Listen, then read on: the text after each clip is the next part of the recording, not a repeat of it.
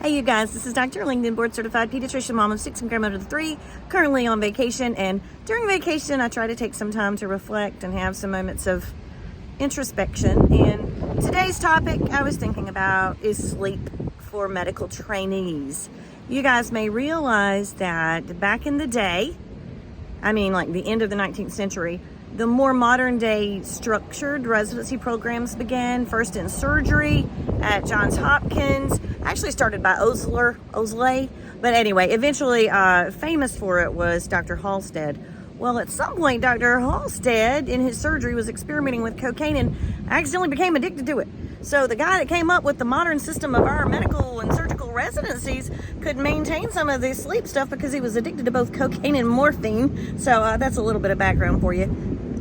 It would be funny, except that it actually happened and it's not funny at all. And so it became standard that residents in their training would work for over 36 hours at a time. I know this to be true because I did the same. I was in residency from 95 to 98 and we routinely worked 100 hours, spent 100 hours in the hospital every week because my husband would keep track of it. And I can remember so many times driving home after 36, sometimes 40 hours in a row of working without sleep, that I would fall asleep at every single stoplight the whole way home until the car behind me would start honking their horn and I would realize that I hadn't moved when the light turned green. Can you imagine the increased rates of car accidents? And we know now that they increase after a 24-hour shift as well. So in 2017, some laws were changed to limit shift work to 16 hours at the most, but then the law was reversed and now residents can work for 24 hours in a row.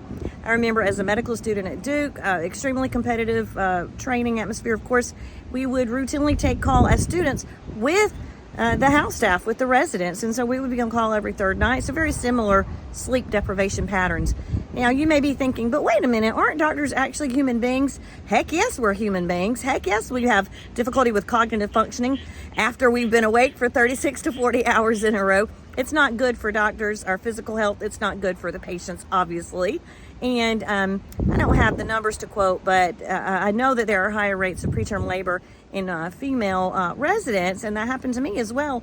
We had our second child, Anna, at the very end of residency on purpose, and sure enough, I had preterm labor during that pregnancy. So part of why this has persisted is because, well, there's a lot of work to be done, and house staff or interns and residents aren't paid very great at all, and so they were a source of very cheap labor for all that work that needed to be done and all the patients that needed to be covered. But psychologically, I would say part of the problem is that in medicine, we are terrible about this hierarchy of, well, I had to survive it, I had to do it, then you had to do it. And I am so opposed to this philosophically and morally. How does that help this next generation? How do we attract the brightest young students to choose medicine as a career if all we're going to do is abuse them basically in this profession, this choice of profession? So I really believe it would be safest for everybody if we return to some form of a limit in number of hours worked in a row. We do still have roughly the 80 hours per week limit on time, which is still outrageous. You can imagine working 80 hours a week is pretty heinous, but it's better than the 100 hours a week I used to work. But again, we need to do things in a way that are safe for patients and that are safe for trainees.